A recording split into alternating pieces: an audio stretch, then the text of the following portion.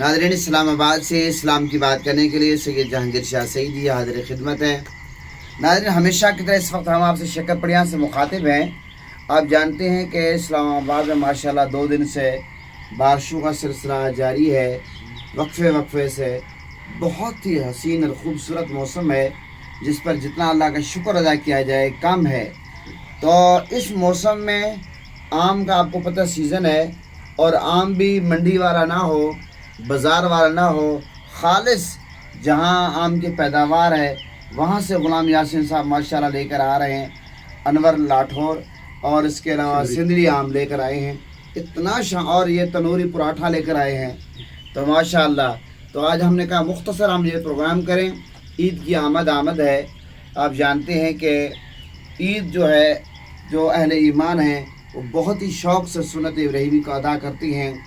लेकिन नाज़रीन, जिस तरह वक्त के साथ बिगाड़ बाकी मामलात में पाया जा रहा है, इसी तरह इस सुन्नत इब्राहिमी के मामले में भी बहुत सारा बिगाड़ पाया जा रहा है। एक चीज़ मार्केट में आप देखते हैं, टेलीविज़न पे आ रहा होता है कि फ़लाँ बंदे ने 70 लाख का जानवर ख़रीदा।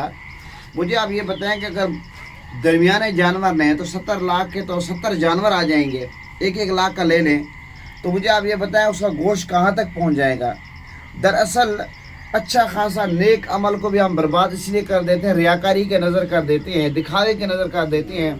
और जिस तरह सेक्टरों में लोग जानवरों का तवाफ़ करा रहे हैं और घुमा कर ढोल धमाके करके, मैं लोगों से एक ही सवाल करता हूँ कि इस्लाम तो ये कहता है कि अगर आप फ्रूट लेकर आती हैं आप हमसाए को दें, आप अगर गोश्त पकाते हैं शोरबा ज़्यादा डालें हमसाए को दें। तो मुझे आप ये बताएं कि ये जो लोग जानवरों को सेक्टर में घुमा रहे हैं, तवाफ़ करवा रहे हैं, अगर एक गरीब का बच्चा जाकर बाबा को कहे बाबा हमारा जानवर कब आएगा, मुझे ये बताए उस गरीब के पास सिवाय आंसू का कोई और जवाब होगा?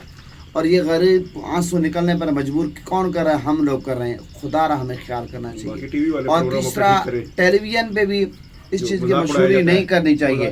और तीसरी बात ये है, कुर्बानी के हवाले से हमें सुन्नत इब्राहिमी पर अदा करना है। तो जानवर तो ज़बह करने हैं, नफ़रतों को भी ज़बह करना चाहिए, गुस्से को भी ज़बह करना चाहिए।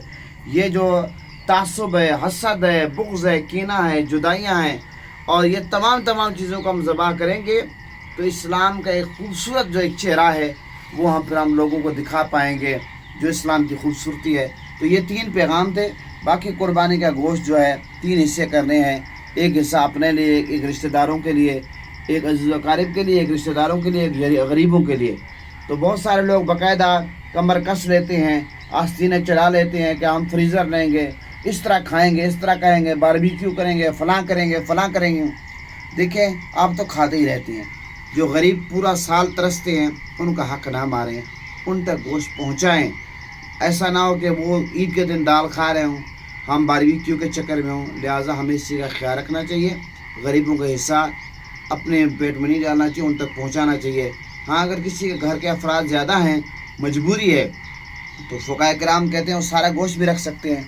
तो ये बहुत कुछ ज़रूरी से मैसेज थे।